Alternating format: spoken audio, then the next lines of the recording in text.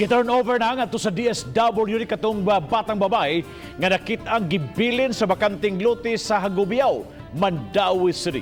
Adunay live report si Nico Serino. Nico.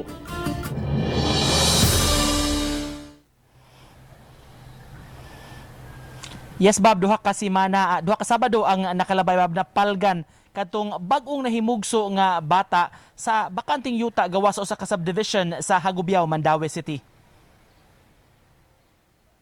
Sa sa buntag ni atong Oktubre 16, nakamatikod ang gwardya sa haduol nga subdivision nga dunay naghilak nga bata sa usa ka bakanting luna. Nakita kini nga giputos og tualya haduol sa koral. Dihang gisuta, baby girl kini nga bag-ong gihimugso kay wala pa naputol ang pusod.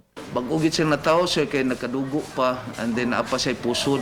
Nasa'y mga Good Samaritan nga nihatag po doog sinina, nihatag po doog gatas sa bata, no? O namo ganito ikuan siya nga nagpatutoy yun, nagpadidi. Usa ka semana nga giatiman sa Eversley Child Sanitarium ang masuso aron ma-monitor ang kondisyon niini. Gipanganlan kini sa kapitan nga Maria Rosario kay buwan karon sa Santos nga Rosario. Niadtong Sabado, formal nga gi-turn over sa taga Department of Social Welfare and Development ang bata. Ang taga Reception and Study Center mauuna ang musagop niini. Hangtod karon wala pa mailhi kinsa ang nagbilin sa maong bata.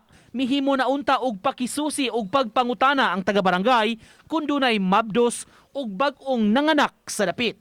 Naabay ni konsulta nga bag-ong nanganak kay mo'y akong pa-investigate og dito sa dapita sa area sa surroundings nito mga neighboring kuan nga tao ug kinsay naay mabdos diha kay may wala mo kuan so far wa gyud feedback.